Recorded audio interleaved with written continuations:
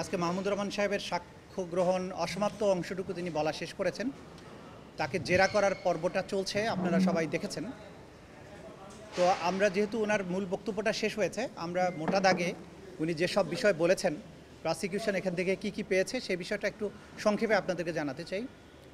তিনি মূলত আওয়ামী লীগ সরকারের যে পেছনের রাষ্ট্র ক্ষমতায় আসা এবং বাংলাদেশের রাজনীতিতে আওয়ামী লীগের কী ধরনের ভূমিকা ছিল, শেখ হাসিনা এবং তার পিতা শেখ মুজিবুর রহমান কী ধরনের রাজনীতি করেছেন সেই বিষয়গুলো বর্ণনা করেছেন।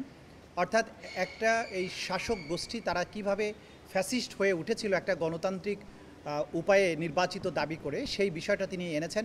কিভাবে বাকশাল কায়েম করা হয়েছিল, গণতন্ত্র হত্যা করা হয়েছিল, নির্বাচিত সরকারের নামে ক্ষমতায় এসে একদলীয় শাসনে ফিরে যাওয়া একটা গণতান্ত্রিক দলের ক্ষেত্রে সেগুলো তিনি বলেছেন। সেই সময়ে রক্ষী বাহিনী গঠন করে কিভাবে একই কায়দায় সেই সময় মানুষকে অপহরণ করা, গোপন কারাগারে আটক, ক্রস ফায়ারে হত্যা করার যে ট্র্যাডিশন ছিল সেটার কথা তিনি বলেছেন। তিনি বলেছেন কিভাবে বাকস্বাধীনতা হরণ করা হয়েছিল, সে কথাগুলো তিনি বলেছেন।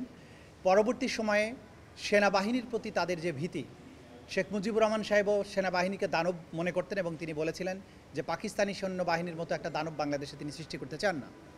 একইভাবে শেখ হাসিনা সরকারও যে সেনাবাহিনীকে কোনো সময় ভালো চোখে দেখেন না, সেই বিষয়গুলো তিনি ঐতিহাসিক দৃষ্টান্তগুলো টেনে এনেছেন। পার্বত্য চট্টগ্রামে সেনাবাহিনীর যে ভূমিকা ছিল সেটার বিরুদ্ধে ভারতকে খেপিয়ে তোলা এবং ভারতের মাধ্যমে সেনাবাহিনীর বিরুদ্ধে কথা বলা, এই কাজগুলো তিনি করেছেন বিভিন্ন সময়ে।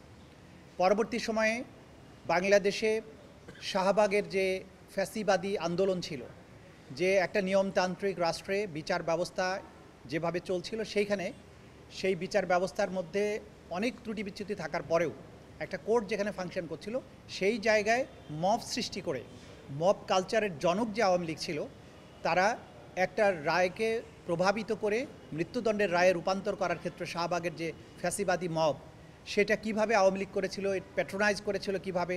শেখ হাসিনা কিভাবে শাহবাগে মুভমেন্টের কথা নিজে বলেছেন যে আমি এই শাহবাগের সাথে মনের দিক থেকে আমি সারাক্ষণ শাহবাগে পড়ে থাকি, এবং তার বিভিন্ন মন্ত্রীরা কিভাবে এটাকে ফ্যাসিলিটেট করেছিলেন সেই কথাগুলো তিনি নিয়ে এসেছেন। শিয়া বাটার ও ভিটামিন ই সমৃদ্ধ লিলি বিউটি সোপ, তারুণ্যময় উজ্জ্বল ত্বকের জন্য। রিমার্ক। তিনি আরও বলেছেন যে কিভাবে বিচার বিভাগকে তার ইচ্ছা পূরণের হাতিয়ার হিসেবে ব্যবহার করা হয়েছিল, কিভাবে দলীয় বিচারকদেরকে পদোন্নতি দেওয়া হয়েছে, মামলার রায় নিজের পক্ষে নিয়ে এসে পরবর্তী সেই সব বিচারককে পদোন্নতি দেওয়া, প্রধান বিচারপতি বানানো, এই কাজগুলো আওয়ামী লীগ সরকার করেছে। কিভাবে আন্তর্জাতিক অপরাধ ট্রাইব্যুনালকে ব্যবহার করে প্রতিপক্ষকে দমন করার চেষ্টা করা হয়েছে সেগুলো তিনি বলেছেন।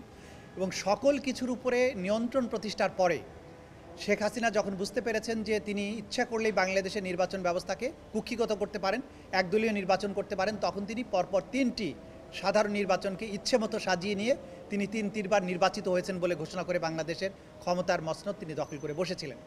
এই যে তার একটা ফ্যাসিবাদী রেজিমের উত্থান, কিভাবে সেটাকে ফুলে ফেঁপে বড় হয়ে ওঠা, তারপরে কিভাবে সেনাবাহিনীর অফিসারকে র্যাবে পোস্টিং দিয়ে তাদেরকে দিয়ে খুন করানো, অ্যাবডাকশন করানো, তাদেরকে গুম করে দেয়া, এই যে কালচার, এবং সেখানে তিনি নিজের অভিজ্ঞতা বর্ণনা করেছেন।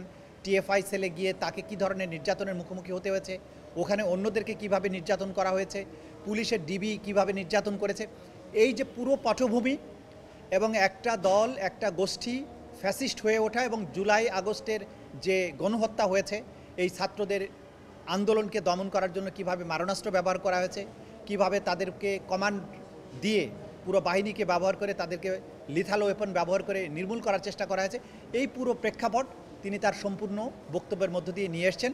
এবং এর মধ্য দিয়ে তিনি এই মামলার সামগ্রিকতাকে তিনি তুলে ধরেছেন। তিনি একজন চিন্তাবিদ হিসাবে, সাংবাদিক হিসাবে, লেখক হিসাবে, ইতিহাসবিদ হিসাবে আওয়ামী লীগের পেছনের ইতিহাস, বর্তমান ইতিহাস এবং জুলাই আগস্টের প্রেক্ষাপট তিনি তুলে ধরেছেন। এবং কিভাবে তারা ফ্যাসিবাদী হয়ে উঠে কতটা নৃশংস হতে পারে, এবং জাতিসংঘের রিপোর্ট, ইউরোপীয় ইউনিয়ন, আমেরিকান রিপোর্ট, সব কিছু পর্যালোচনা করে তিনি দেখিয়েছেন যে জুলাই আগস্টে ঘটে যাওয়া যে মানবতা বিরোধী অপরাধ, সেটা ছিল ওয়াইড স্প্রেড, সিস্টেম্যাটিক। শেখ হাসিনার কমান্ডে এটা হয়েছিল, একটা কমান্ড স্ট্রাকচার ফলো করে এটা হয়েছিল, পুরোটাই ছিল সুসংগঠিত। এই সমস্ত জিনিস তিনি সাক্ষ্য হিসাবে আদালতে উপস্থাপন করেছেন।